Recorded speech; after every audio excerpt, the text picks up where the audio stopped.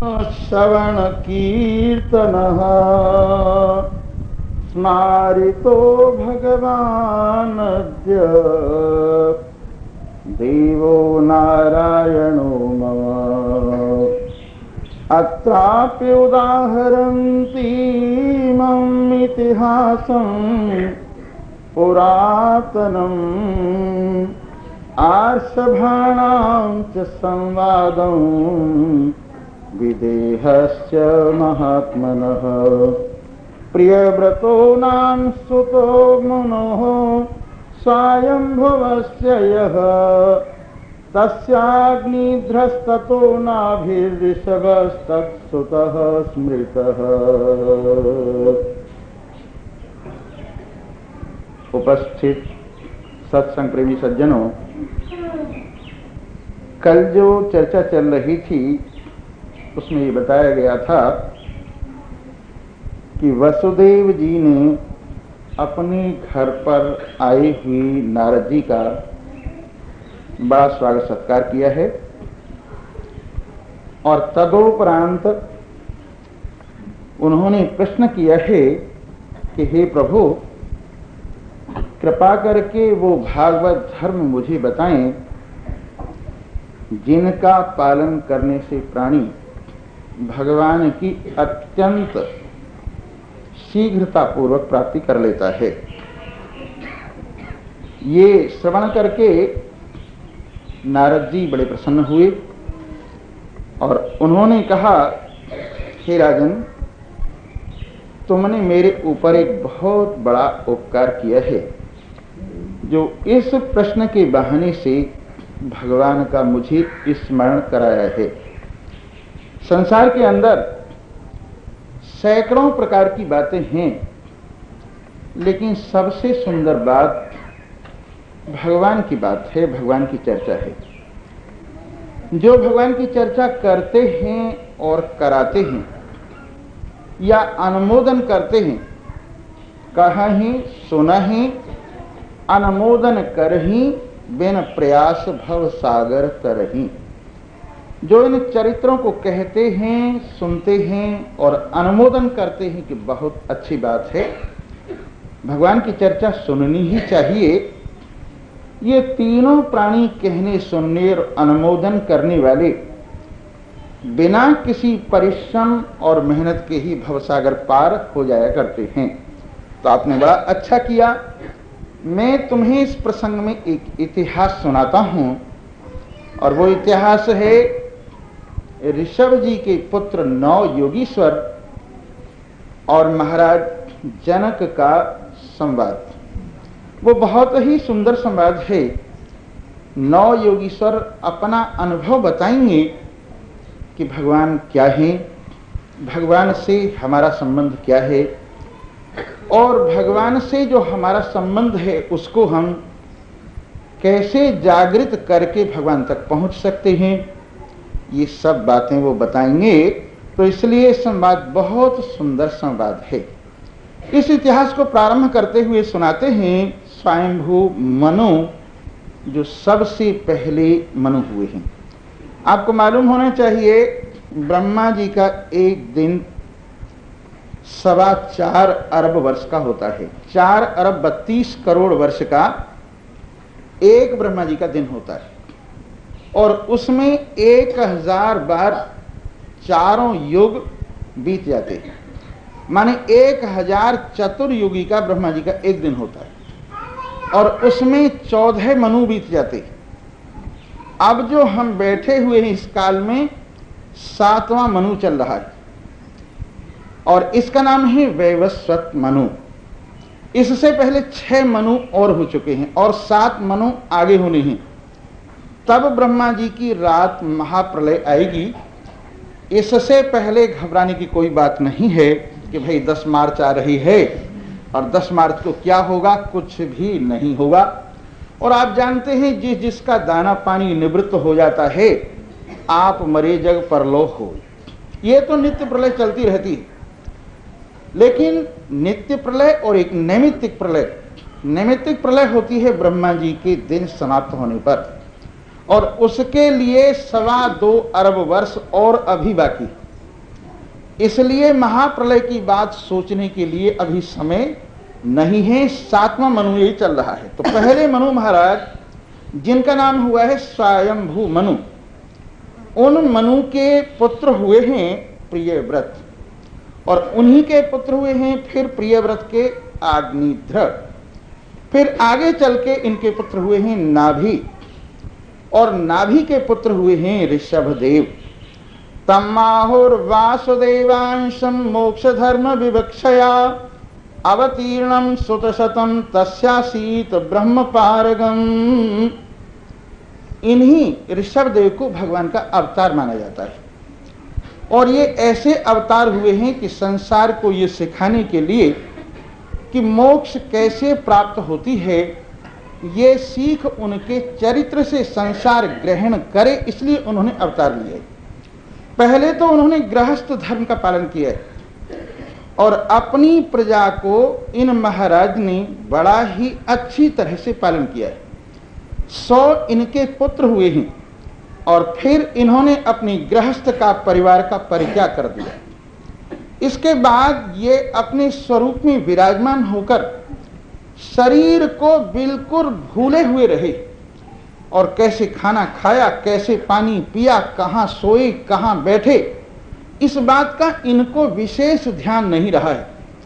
और जैसे कोई विदेह मुक्त होता है शरीर से ऊपर उठा हुआ, ऐसे ही इन्होंने अपने जीवन का अंतिम समय बिताया है। अंत में एक जंगल में दावाग्नि लगने से इनका शरीर स्वयमेव भस्म हो गया, और ये जो है अपने शरीर को पहले ही परित्याग कर दी। देखो, ज्ञानवान इस शरीर को मिथ्या समझकर, झूठा समझकर इसमें रहते हुए भी इससे अलग हो जाता है।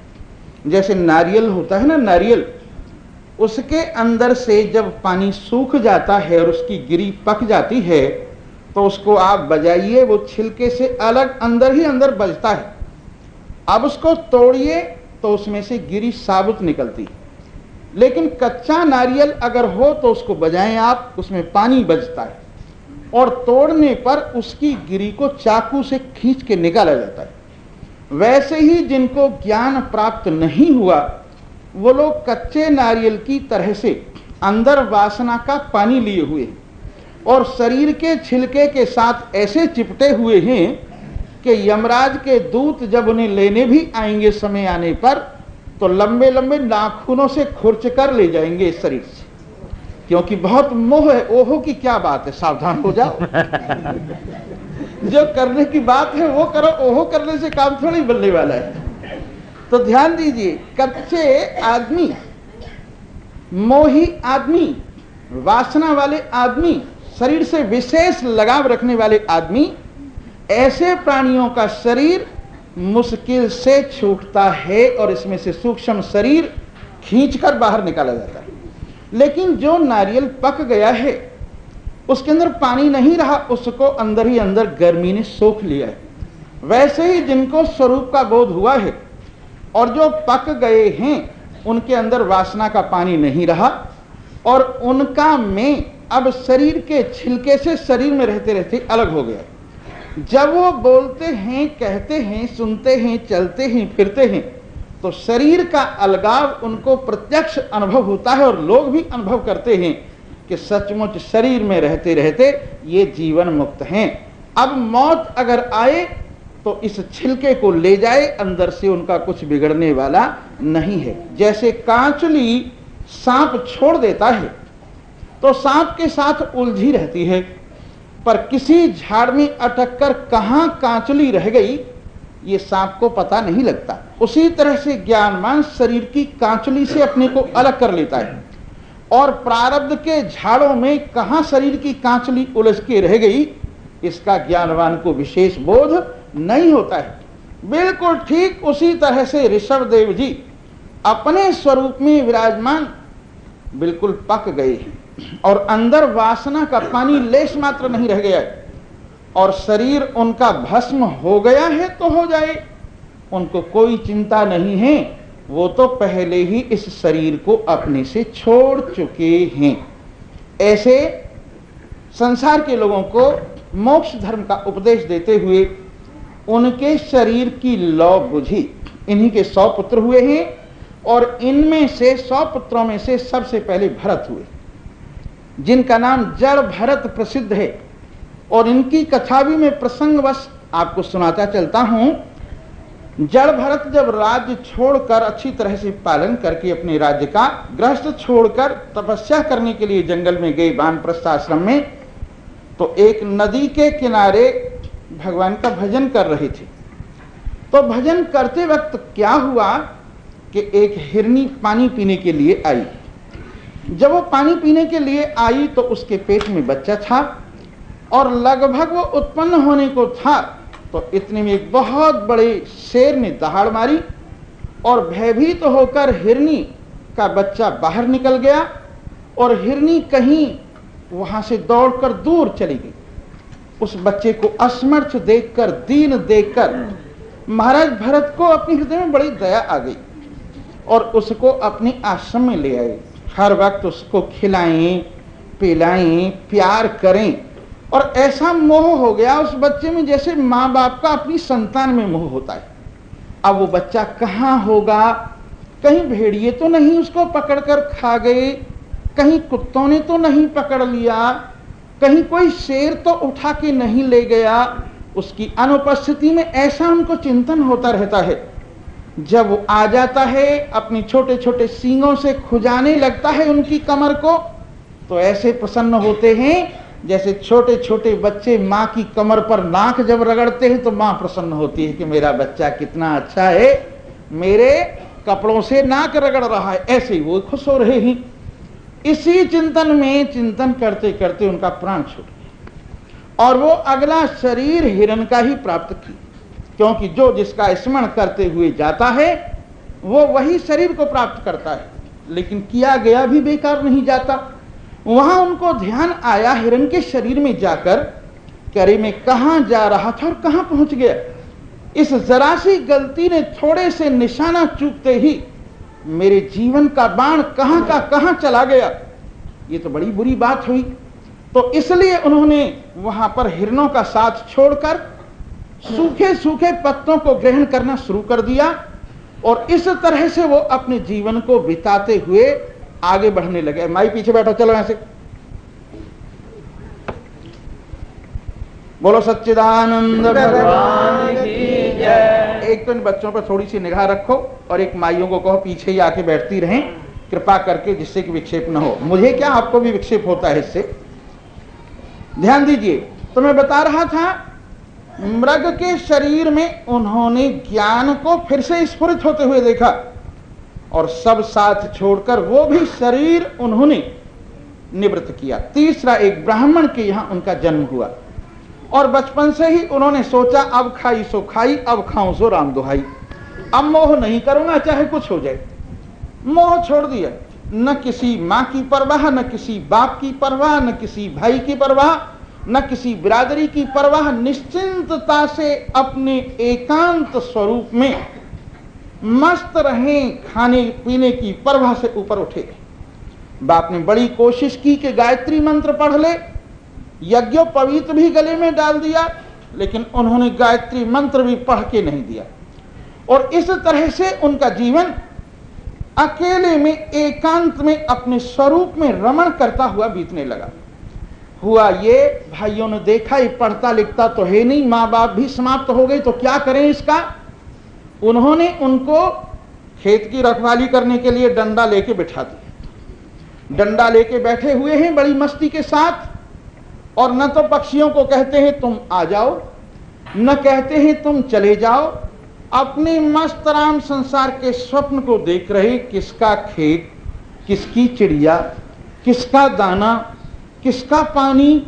आराम से बैठे बैठे चिड़ियाओं के आने जाने को देख रहे। पड़ोस में एक मंदिर था। उस मंदिर में क्या हुआ कि एक डाकुओं के सरदार ने प्रार्थना की, हे देवी माई, अगर मेरी संतान हो गई तो एक आदमी की भेंट चढ़ा दूंगा। बाई चांस संतान हो गई। समझा जरूर देवी ने कृपा की है, आदमी भेंट चढ़ाने को कहां से लाऊं। तो यही मस्तराम मिल गए और इनको उठाकर ले जाके देवी के सामने रख दिया। हजामत बनवाई, नए नए कपड़े पहनाई, नहला धुला कर टीका लगाया, माला पहनाई, भोग लगाया और तलवार निकालकर मंत्र पढ़ के बलि देने लगे तो देवी चटचटा करके उसकी मूर्ति फट गई। और देवी ने सोचा, अरे मेरे आंगन में एक निरपराध महाज्ञानी का वध होने लगा है।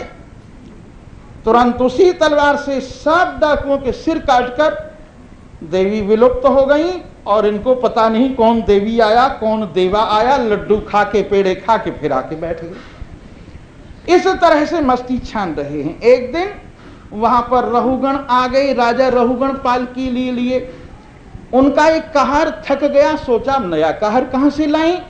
ये बाबा जी पकड़ में आ गए, मोटे ताजे तगड़े तंदुरुस्त, जोड़ लिया पालकी में। लेकिन इन्होंने कौन सी पालकी खींची थी कभी? आराम से कंधे पर रख के पालकी का डंडा मौज से चल रहे हैं, कहार दौड़ रहे हैं कदम मिलाकर और ये अपने मस्ती से चल रही तो हिलने लगी पालकी। राजा कहने लगा, पालकी क्यों हिलती है? कहारों ने कहा, हुजूर हम तो ठीक खींच रहे हैं, नया आदमी ठीक नहीं खींच रहा। पालकी का पर्दा उठाकर देखा, मस्त मोटा मलंग तगड़ा तंदुरुस्त, कंधे पर पालकी का डंडा रख के ऐसे चल रहा जैसे पैरों में मेहंदी लग रही है। बड़ा गुस्सा आया और कहा, क्यों रे, इतना मोटा तगड़ा ताजा तंदुरुस्त और ताजा दम होकर के भी ठीक क्यों नहीं चल रहा है? कोई परवाह नहीं, उसी तरह से चलते रहे। तलवार लेके नीचे उतर गए, कहने लगे, कहे तो तुझे ठीक कर दूं? कहने लगे, मुझे ठीक कर दे? अरे मैं पहले ही पिसा पड़ा हूं, अब मुझे किसी चक्की का डर नहीं है। चक्की का डर तो उसे है जो कुछ बना हो, जिसके अंदर कुछ स्थूलता अज्ञान हो, मैंपना हो। लेकिन मैं डरने वाला नहीं हूं, मैं तो साक्षात नकद नारायण पार ब्रह्म परमेश्वर हूं, जो अचल अजर अमर अविनाशी अखंड एक रस अगोचर पदार्थ हूं। मुझे कौन ठीक कर सकता है? मैंने अपने को ठीक कर लिया है। एकदम आंखें खुल गई। रहुगण ने लंबी दंडवत की, महाराज आप कौन हैं? लगता है आप अवधूत दत्तात्रेय तो नहीं हैं, कहीं कपिल मुनि तो नहीं हैं?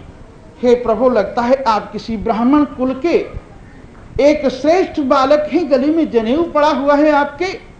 कृपा करके मुझे क्षमा करना, भूल से आपको पकड़ लिया गया। फिर आखिर में राजा तो हूं ही, मैं अपनी प्रजा को ठीक तो कर ही सकता हूं ना। हंसकर कहने लगे, एक मिट्टी का ढेला अकड़ के पालकी में बैठा है और 4 मिट्टी के ढेले पालकी को खींच रहे हैं। एक मिट्टी के ढेले को अभिमान है कि मैं राजा हूं, 4 मिट्टी के ढेले समझ रहे हैं कि प्रजा हूं, पर वस्तुतः तो इन दोनों में एक ही पदार्थ लगा हुआ है, वही प्रजा में है, वही राजा में है। बस अकड़ ही अकड़ है, असल बात कुछ नहीं। तू किसको क्या ठीक कर सकता है? अच्छा एक काम कर, तू अपने मन को ही ठीक करके दिखा दे, तू अपनी इंद्रियों को ही ठीक करके दिखा दे, तू अपने राज से एक मक्खी को भी बाहर निकाल के दिखा दे, तू अपने राज से एक मच्छर को भी बाहर निकाल के दिखा दे। इतनी असमर्थता और अपने को कहता है कि मैं राजा हूं, ये तेरा मिथ्या अभिमान है। और तू किसी को क्या ठीक कर सकता है? प्रभु, अगर मैं पानी को पतीली में रखे हुए को उबालूं तो क्या पतीली के गर्म होने पर पानी गर्म नहीं होगा? वैसे ही जब मैं किसी के शरीर को दंड दूं तो क्या आत्मा को दंड नहीं मिलेगा? उन्होंने कहा, अरे नासमझ, पतीली के गर्म होने पर पानी तो गर्म हो सकता है, लेकिन उसमें आकाश जो है वो गर्म होने वाला नहीं है। उसी तरह से तेरी इस यातना से स्थूल शरीर गर्म हो सकता है, सूक्ष्म शरीर गर्म हो सकता है, लेकिन आत्मा गर्म होने वाला नहीं है, उसका कुछ भी बिगड़ने वाला नहीं है। वो सदा एक रस और सम में एक है, न वो राजा है न वो प्रजा है, न वो ऊंचा है न वो नीचा है। भले गन्नों का मोटापन और पतलापन है, सीधापन टेढ़ापन है, पर उन सब में रस एक ही है। वैसे ही प्राणियों की शक्ल अलग अलग हैं, उनके रूप अलग अलग हैं, उनके नाम अलग अलग हैं, लेकिन उनमें परमात्मा एक ही निवास करता है। और रहुगण आत्मज्ञान लेकर हाथ जोड़ के वहां से चला गया। ऐसे ये महाराज भरत हुए हैं, जो कि इन ऋषभ देव जी के बड़े पुत्र हुए हैं। और इसके बाद विख्यातम वर्ष में तद यन नामना भारत मधुतम, ऐसे महान राजा हुए हैं भरत। उनके नाम से ये भारतवर्ष कहलाता है, आर्यावर्त। देखिए कितने भरत हुए हैं हिंदुस्तान में जो प्रसिद्ध हुए हैं। एक तो महाराज दुष्यंत का पुत्र शकुंतला का पुत्र भरत हुआ है, एक भगवान श्री राम के भाई भरत हुए, और एक ये राजा ऋषभदेव जी के पुत्र भरत हुए हैं। और तीनों भरत के साथ हमारा भारतवर्ष की महिमा जुड़ी है। जब हम भारतवर्ष नाम याद करते हैं तो तीन भरत हमारे सामने खड़े हो जाते हैं। एक भरत जो पूरे 9 द्वीपों का अधिपति है और जिसने 3 जन्म में मुक्ति प्राप्त कर ली, और एक भरत जो कि शकुंतला का पुत्र दुष्यंत का पुत्र है, जो बचपन में ही शेरों के दांत उनका जबड़ा पकड़ करके गिनता था, और एक भरत भगवान श्री राम का भाई जो प्रेम की साक्षात मूर्ति है, जो भगवान श्री राम चित्रकूट में विराजमान हैं। और भरत जी उनसे मिलने के लिए जा रहे हैं, भरद्वाज जी के आश्रम पर पहुंचे हैं। भरद्वाज ने सोचा कहीं ये दिखावा तो नहीं कर रहा, चलो इसकी परीक्षा लेता हूं। अपनी रिद्धि सिद्धियों से वहां पर सब साधन सुख आश्रम में संस्थापित कर दिया। भरत जी के चारों ओर वैभव नित्य करने लगा, लेकिन वह भरत जी उस आश्रम के पिंजड़े में भी आप उन रिद्धि सिद्धि और संसार के सुखों से ऐसे मुंह मोड़े रहे जैसे रात को कोई चकवी और चकवे को एक जगह बंद कर देवे तो भी चकवे का मुंह इधर रहता है और चकवी का मुंह इधर रहता है। क्योंकि ये नियम है, रात को चकवी चकवे इकट्ठे नहीं होते हैं, दिन में इकट्ठे होते हैं। जबरदस्ती कोई उनको पिंजड़े में इकट्ठा कर भी देवे, एक का मुंह इधर और एक का मुंह इधर हो जाता है। वैसे ही भरत संसार का सुख ऐश्वर्य उसका मुंह एक और भरत जी का मुंह दूसरी ओर, अपने राम की ओर, अपने प्रियतम की ओर। सारी रात भर बड़ी मुश्किल से निकाली राम की याद करते करते। प्रातःकाल होते ही भरत जी अपने सब साथियों को साथ लेकर चित्रकूट के पर्वत पर भगवान श्री राम से मिलने के लिए पैदल चल दिए।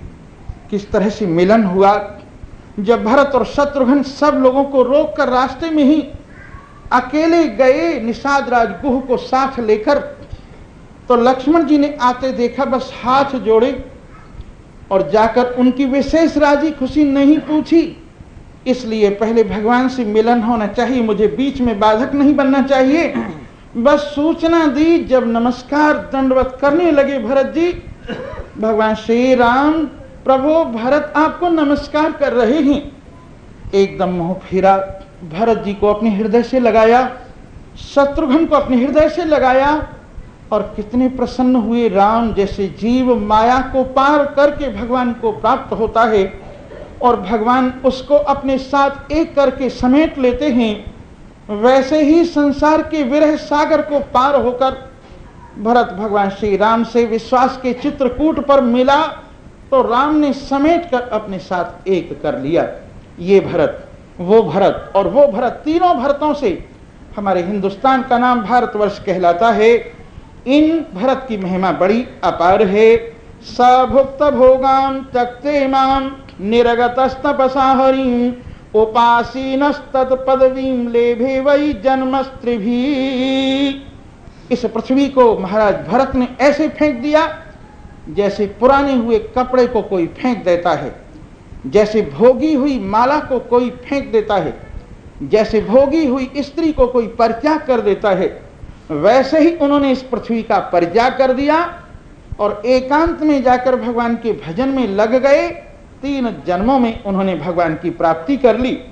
तेषाम नव नव दीवपतयो वस्य समन्ततः कर्म तंत्र प्रणेतार एकाशीतिर्द्विजातयः।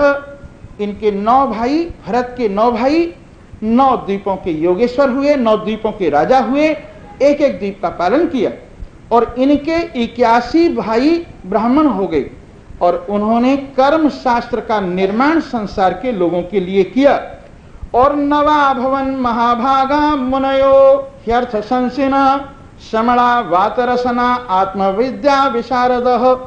और 9 इनके भाई योगेश्वर हुए।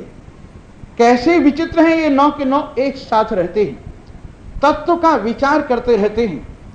शरीर की यात्रा के लिए यों ही जो मिल जाता है काम चला लेते हैं, नहीं तो हवा से ही काम चल जाता है। आत्मविद्या विशारदः, आत्मविद्या में बड़े चतुर हैं। संसार में चतुर आदमी कौन है? जो अपने को ज्यादा से ज्यादा उलझा सके उसका नाम चतुर है। संसार में कौन चतुर है? जो ज्यादा से ज्यादा पाप कर सके, जो ज्यादा से ज्यादा दुनिया इकट्ठी कर सके, जो ज्यादा से ज्यादा धन इकट्ठा कर सके, उसको बोलते हैं ये आदमी बड़ा चतुर है। लेकिन मैं उसे चतुर नहीं कहता। कोई आदमी अपने रास्ते में कुएं खोद लेवे और अपने गिरने का इंतजाम कर लेवे, उसे कौन चतुर कहेगा? कोई आदमी अपने हाथों से मोटा सा रस्सा बनाकर फांसी बना लेवे और अपने गले को डालकर उसमें लटकने के लिए तैयार हो जाए, उसको कौन चतुर कहेगा? ऐसे ही जो मनुष्य शरीर पाकर भगवान का भजन नहीं करते, मनुष्य शरीर पाकर अपनी वास्तविकता की खोज नहीं करते, मनुष्य शरीर पाकर भवसागर से पार होने का प्रयत्न नहीं करते और अपने लिए मोह माया का बंधन तैयार कर रहे हैं, ऐसे लोग सचमुच ना समझें। आप उनको चाहे कितना ही चतुर कहें, चतुर वो हैं जो संसार की झाड़ियों में से निकले हैं पर अपने जीवन के कपड़े बचाकर निकल गए। चतुर वो हैं जो संसार की काली गलियों में से निकले हैं पर अपने कपड़ों पर एक भी जिन्होंने कालौस का दाग नहीं लगने दिया है। चतुर वो हैं जो संसार की यात्रा करते हुए भी मोह माया के विष से संयुक्त नहीं हुए हैं। उन लोगों को मैं चतुर कहता हूं। आपकी चतुराई अपने आप को बचाने में है, आपकी चतुराई अपने आप को अपने प्रियतम से मिलाने में है, आपकी चतुराई अपने प्रियतम से एक रूप हो जाने में है। तो ये ऐसे ही चतुर हैं नौ योगीश्वर, कहीं नहीं फंसते, कहीं नहीं फंसते। कैसे हैं ये? बाजार से निकला हूं खरीदार नहीं हूं, दुनिया में रहता हूं मगर तलबगार नहीं हूं। बाजार से निकला हूं खरीदार नहीं हूं, दुनिया में रहता हूं तलबगार नहीं हूं। इसी दुनिया में रहता हूं पर क्योंकि मैं अपने आप में संतुष्ट हूं, क्योंकि मैंने अपने आप में अमृत पा लिया है, क्योंकि मैं स्वावलंबी हो गया हूं, क्योंकि मैं अपने स्वाश्रय पर टिक गया हूं, इसलिए संसार की तलब मुझे नहीं है। कितना सुंदर कहा है गीता में, आपूर्यमाणः मचल प्रतिष्ठम समुद्रमापः प्रविशन्ति यद्वत् तद्वत् कामायं प्रविशन्ति सर्वे स शांतिमाप्नोति न काम कामी। समुद्र को जरा देखो, किनारे पर खड़े होकर कैसे ऊंची ऊंची तरंगें मार रहा है, लहरें उठ रही हैं, अपने आप में मस्ती है। गंगा को यह नहीं कहता तू अपना पानी मेरे में डाल, सिंध को नहीं कहता तू अपना पानी मेरे में डाल, ब्रह्मपुत्र को नहीं कहता तुम अपना पानी मेरे में डालो, मिसिसिपी, मिसौरी, वांगो, नील, अमेजन, किसी नदी को नहीं कहता तुम अपना पानी मेरे में डालो। लेकिन ये सब नदियां दौड़ रही है समुद्र की ओर। इनसे पूछो नदियों से, तुम अपना मीठा पानी समुद्र में क्यों डाल रही हो? तो ये कहती है कि हम समुद्र पर उपकार नहीं कर रही, अपनी शांति के लिए हम समुद्र के साथ मिलने जा रही हैं। जैसे समुद्र अपनी प्रतिष्ठा में अचल है, वैसे ही हम भी अपनी प्रतिष्ठा को पाना चाहती हैं और वो हमारे मूल सागर में ही हमें मिल सकता है। इसलिए हम दौड़ रही हैं और अपना ये जल समुद्र को सौंप रही हैं। वैसे ही प्रकृति के सारे पदार्थ जो अपनी महिमा में अचल, अपनी परमात्मता में अचल, अपनी ब्रह्मता में अचल, अपने स्वरूप के सिंहासन पर विराजमान है, उसकी ओर संसार के पदार्थ दौड़ रहे हैं। लोग हाथ मल रहे, इस महात्मा के पास इतना सामान कैसे कहां से आ रहा है? न खाने की कमी, न पीने की कमी, न रहने की कमी, न सहने की कमी, ये सब क्यों आ रहा है? परमात्मा को कब इच्छा है? वो इस संसार को हाथ जोड़ता है कि तुम मेरे पास आओ, वो इनकी परवाह करता है तुम मेरे पास आओ। इनके पास जिसको शांति महसूस होती है वो आता है, इनके पास जिनको सुख महसूस होता है वो आता है, इनके पास जिनको अचल प्रतिष्ठा महसूस होती है वो आता है। प्रकृति का सारा पदार्थ प्रकृति इसीलिए इनको सौंपती है कि मैं सफल हो जाऊं, मेरा सारा बनाया हुआ सामान एक ज्ञानी के काम आ जाए। जिस समय सागर मंथन हुआ, 14 रत्न निकले, उनमें से लक्ष्मी जी भी प्रकट हुई। लक्ष्मी जी जब प्रकट हुई तो असुरों ने हाथ जोड़े, देवी हमारे घर को पवित्र करो। देवताओं ने हाथ जोड़े, आओ देवी तुम्हारा स्वागत है। ब्रह्मा जी ने भी मन से थोड़ी थोड़ी सी इच्छा की। शिव जी महाराज उदासीन विराजमान रहे और विष्णु भगवान ने कोई परवाह न की। लक्ष्मी ने सब असुरों को देखा, इनके पास जाऊंगी शराब पिएंगे, इनके पास जाऊंगी व्यभिचार करेंगे, इनके पास जाऊंगी मेरा दुर्व्यवहार होगा और मैं जो हूं एक तरह से इनके हाथ में बड़ा कष्ट पाऊंगी। असुरों के पास नहीं गए। देवता ये भी कम नहीं है असुरों से, अगर मैं पहुंच गई तो इनकी भी आसुरी आदतें जागृत हो जाएंगी, ये भी अत्यंत भोगी हैं और मेरा दुरुपयोग करके मेरा सत्यानाश कर देंगे। देवताओं के पास भी नहीं जाना है। ब्रह्मा, इनको फुर्सत ही नहीं मेरे से बात करने की। और शिव जी ये किसी को दे डालेंगे, पता नहीं किसको दे डालें, किसी असुर को ही दे डाला, किसी राक्षस को ही दे डाला तो मेरी दुर्गति होगी। मुझे विष्णु भगवान के अतिरिक्त और कहीं भी कोई ठिकाना नहीं। लक्ष्मी ने विष्णु भगवान से प्रार्थना की, आप मुझे स्वीकार कीजिए। विष्णु भगवान कहने लगे, बस एक शर्त पर, हमारे पैरों से आगे मत बढ़ना। अगर हमारे पैरों तक तुम रह सकती हो तो रहो, हमारे हृदय पर भक्ति का निवास है, हमारे हृदय पर हमारा प्रेम, भक्तों का प्रेम रहता है, वहां अगर तुम अपना हाथ न ले जाओ हमारे हृदय तक, केवल पैरों तक रखो तो हम तुम्हें स्वीकार करते हैं। तभी से लक्ष्मी जी भगवान के पैर दबा रही हैं और आगे बढ़ने की हिम्मत नहीं करती हैं। वैसे ही ज्ञानवान के पैरों तक लक्ष्मी रहती है। जैसे फुटबॉल का खिलाड़ी हाथ से फुटबॉल को नहीं पकड़ता, अगर हाथ से पकड़े तो फाउल हो जाता है, पैर से ठोकर मारता है, किक मारता है और अपने गोल की ओर उसको ले जाता है। वैसे ही ज्ञानवान इस संसार को फुटबॉल समझकर अपने पैरों से की ठोकर मारता है इसको, और इसको हाथ से पकड़ के सीने से नहीं लगाता कि हाय तू मेरे साथ ऐसी बन के रह जा। जैसे सेठ लक्ष्मी चंद आपने सुने होंगे, लक्ष्मी जी मिल गई उनको, कहने लगे, लक्ष्मी जी आई हो, स्वागत है, बैठो। मैं जमुना स्नान कराऊं तब तक ही बैठी रहना। जमुना में जाके डूब गए, जमुना में जाके डूब गए, कम से कम मेरे घर तो बैठी रहेगी। भला बताइए उस लक्ष्मी का क्या करे जिसने अपने आप को तो डुबा दिया और बाद में घर वाले भोगते रहे, इससे उसको क्या लाभ हुआ। ऐसा मोह ज्ञानियों को इस लक्ष्मी से नहीं होता। आने के लिए दरवाजा खुला हुआ है, जाने के लिए भी दरवाजा खुला हुआ है। आओ तुम्हारा स्वागत है, जाओ तुम्हारा शुभागमन, जाओ शुभ गमन तुम्हारा।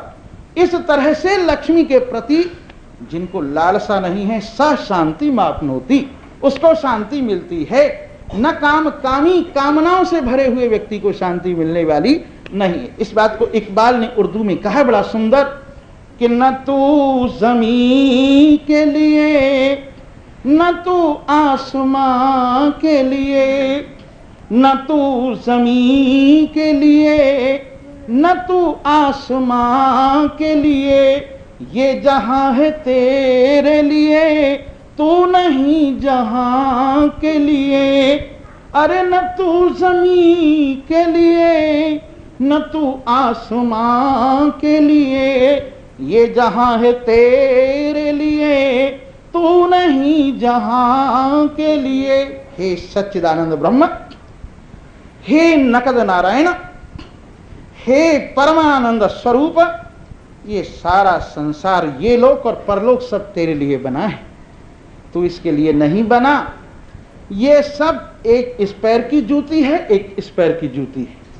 स्वर्ग इत्यादि के लोग दाहिने पैर की जूती है, पृथ्वी इत्यादि के लोग बाएं पैर की जूती है। तेरे चरणों की शोभा है इससे, परंतु तू इसको अगर सिर पे रखे तो सिर पर पगड़ी रखनी चाहिए, और ये जो है ना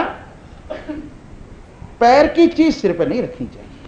ये संसार पैर की चीज है, भगवान पगड़ी की तरह से हैं, उनकी महिमा सिर पर है और संसार की महिमा पैरों के नीचे है। तो तू न इस लोक के लिए न परलोक के लिए, दोनों लोगों की कामना छोड़ दे। दोनों लोग तेरी सेवा करते हैं, तू उनकी सेवा के लिए नहीं है। तभी कहा है, तेरे मस्ताने बंदों की न ये दुनिया न वो दुनिया, तेरे मस्ताने बंदों की न ये दुनिया न वो दुनिया, यहां मरने की पाबंदी, वहां जीने की पाबंदी। स्वर्ग में अगर पहुंच गए 10 लाख बरस तक जीना ही होगा, चाहे वहां कितना ही मन खराब हो। वो पुरानी पुरानी अप्सराएं जो अनंत काल से बैठी हुई हैं, उनको प्राप्त करके भला क्या सुख मिलेगा उन अप्सराओं को पाकर। वहां रह के चाहे कितनी तबीयत खराब हो रही हो, पर 10 लाख वर्ष तक रहना ही रहना है। और यहां चाहे कितना ही मन लग रहा हो, यहां से जाना ही जाना है। इसलिए तेरे मस्ताने बंदों की न ये दुनिया न वो दुनिया, यहां मरने की पाबंदी वहां जीने की पाबंदी। इसलिए अता कर दो जन्नत तुम इन भिखारियों को, पर मैं तो तेरा सामना चाहता हूं। ये स्वर्ग दे दो, भीख मांगने वाले आए हैं, इनको दे दो, ये लक्ष्मी दे दो इनको, लेकिन मुझे तो हे प्रियतम तुम्हारे अतिरिक्त और कुछ तुमसे नहीं चाहिए, मैं तुमसे प्रेम करता हूं। ऐसे जो अपने स्वरूप, अपनी आत्मा, अपने प्रियतम, अपने जीवन दाता, अपने सार सर्वस्व परमात्मा देव से प्यार करते हैं, सचमुच वो चतुर हैं, समझदार हैं। 9 योगीश्वर बिल्कुल ऐसे ही हैं। और कैसे हैं उनके नाम सुन लीजिए पहले। कविर हरिरंतरिक्ष प्रबुद्ध पिपलायन आविर्होत्रोऽथ द्रुमिलश्चमसः कर भाजन। कवि, हरि, अंतरिक्ष, प्रबुद्ध, पिपलायन, आविर्होत्र, द्रुमिल, चमस और करभजन। इन 9 योगीश्वरों के ये 9 नाम हैं। और ये कैसे विचित्र हैं 9 के 9। या एते भगवद रूपम विश्वम सद सदात्मकम आत्मनो व्यतिरेकेण पश्यन्तो व्यचरन् महीम। सारे संसार में घूमते हैं। ये नहीं कि वहां हमारी संगत है जी, चलो अपनी संगत में चलते हैं, वहां हमारे चेले हैं, चलो जी वहां अपने चेलों में चलते हैं। अरे कहां से बंटवारा करें जब सारा ही जगत अपना है। जब सब अपना स्वरूप है तो इसको बांटें कौन सी लकीर से, कौन से गुरु मंत्र से बांट के रखें। ये तो बंटने की चीज ही नहीं है। ये योगीश्वर इस सारे विश्व को परमात्मा का रूप देखते हैं और देखते हैं ये नदियां, ये नाले, ये समुद्र, ये पहाड़, ये आसमान, ये पाताल, सभी कुछ मेरे परमात्मा का ही रूप है। मैं उन परमात्मा में किसको अपना कहूं, किसको पराया कहूं, किसको अपना कहूं, किसको गैर कहूं।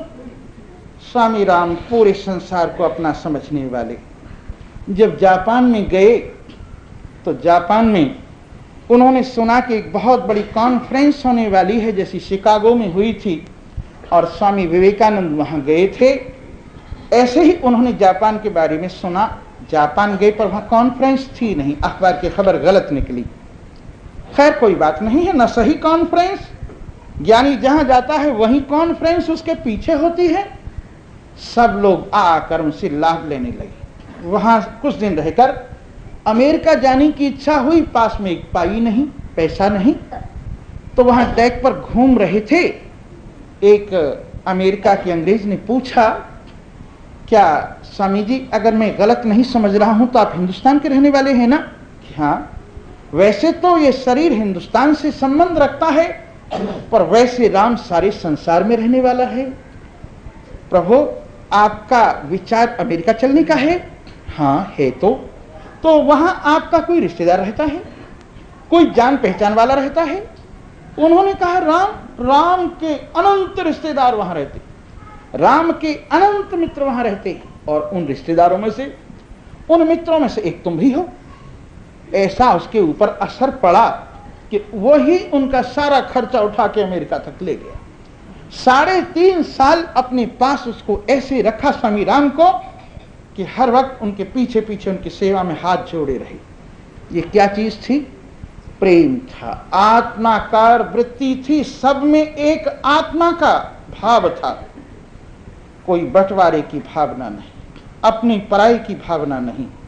धर्म को लेकर भी, आध्यात्मिकता को लेकर भी बंटवारा।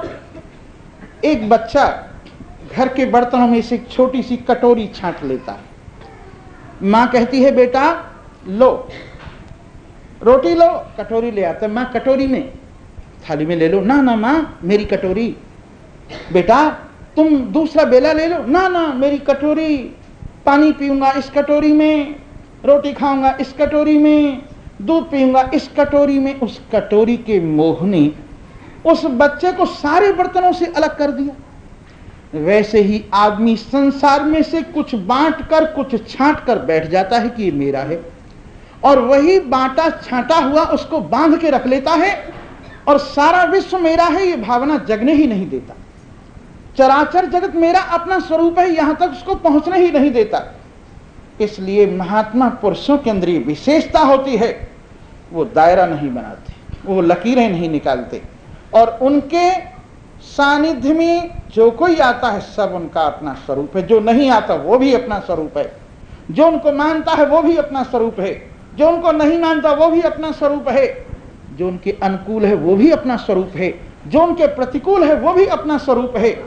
ऐसे ही ये 9 योगीश्वर इस सारे विश्व को सद और असद में मिटने वाला और न मिटने वाला चराचर जगत को भगवान का रूप देख रहे हैं, और उन सब को अपने अंदर महसूस कर रहे हैं कि सब मैं ही हूं। वाह, सबके हृदय में मैं ही धड़क रहा हूं, सबकी आंखों में मैं ही देख रहा हूं, सबके हाथों में मैं ही कर रहा हूं, सबके पैरों में मैं ही गति दे रहा हूं, सब में मैं बैठकर सबकी मैं बना हुआ।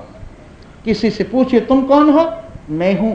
उनसे पूछिए तुम कौन हो, मैं हूं। उनसे पूछिए तुम कौन हो, मैं हूं। सब में जो मैं करके बोल रहा है, बाद में और कुछ लगाता है, पहले नंबर पर मैं कहकर बोलता है। जो सबकी मैं है उसको परमात्मा के साथ एक रूप करके सारे जगत को आनंद से भरे हुए अनुभव करते हुए घूम रहे हैं। और कैसी गति है उनकी? अव्याहतेष्टगतया सुरसिद्ध साध्य गंधर्व यक्ष नर किन्नर नागलोकान मुक्ताश्चरन्ति मुनिचारण भूतनाथ विद्याधर द्विजगवाम भुवनानि कामम। कहीं उनकी गति रुकने वाली नहीं, जहां चाहते हैं वहां चले जाते हैं। कौन उनको रोके? सर्वव्यापक तत्व को कौन रोके? कभी देवताओं के लोक में, कभी सिद्धों के लोक में, कभी साध्यों के लोक में, कभी गंधर्वों के यहाँ, कभी यक्ष नर किन्नर, कभी नागलोक में। मुक्ताश्चरन्ति, मुक्त हुए वायु की तरह से विचरण कर रहे हैं।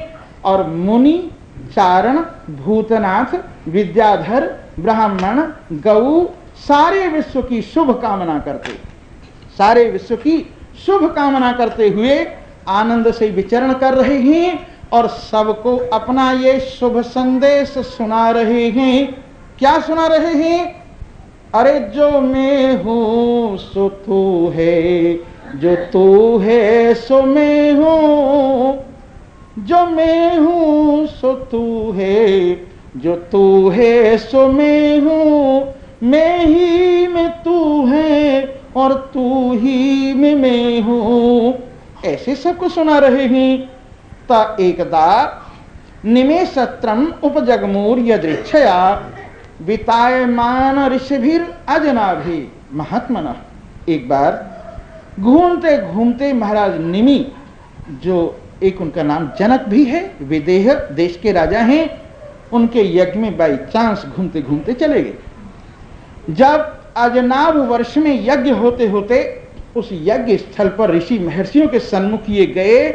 तां दृष्ट्वा सूर्य संकाशान महाभागवतान नृप यजमानो अग्नयो विप्रा सर्व एवोपतस्थिरे। जैसे ही सूर्य के जैसे 9 टुकड़े होकर आ गए, ऐसे तेजस्वी उन महर्षियों को उन्होंने देखा, महान भगवान के भक्त को उन्होंने देखा। राजा भी उठ खड़ा हुआ, अग्नि भी उठ खड़ी हुई, और विप्र ब्राह्मण भी उठ खड़े हुए, और सबके सब स्वागत करने के लिए उनके सम्मुख खड़े हुए। आइए प्रभु, आपने आकर हमारे यज्ञ स्थल को पावन कर दिया। विदेहस्तान अभिप्रेत्य नारायण परायणान प्रीतः संपूजयान चक्रे आसनस्थान यथारतः तान रोचमानान स्वरचा ब्रह्मपुत्रोपमान नवः पपृच्छ परम प्रीतः प्रसेवान तो नपः। विदेह महाराज निमि ने उनका पूजन किया। नारायण परायण उन 9 योगीश्वरों को सिंहासन पर बिठाया। यथा योग्य पूजन करने के उपरांत उनको संतुष्ट होता हुआ देखा, और बड़े प्रेम से, जैसे ब्रह्मा जी के 9 पुत्र बैठे हुए हों, उनसे प्रेम से उनकी शरण में अपने आप को संस्थापित करके राजा ने कहा, प्रभु आप आ गए, बड़ा अच्छा। जैसे मोर दोपहरी के समय में बड़ा तड़प रहा है, ज्येष्ठ के महीने में, आषाढ़ लगने लगा है, ज्येष्ठ बीत रहा है, बड़ी घन घोर गर्मी पड़ रही है। इतने में गर्जन करते हुए मेघ राशि हवा से बड़ी तीव्रता पूर्वक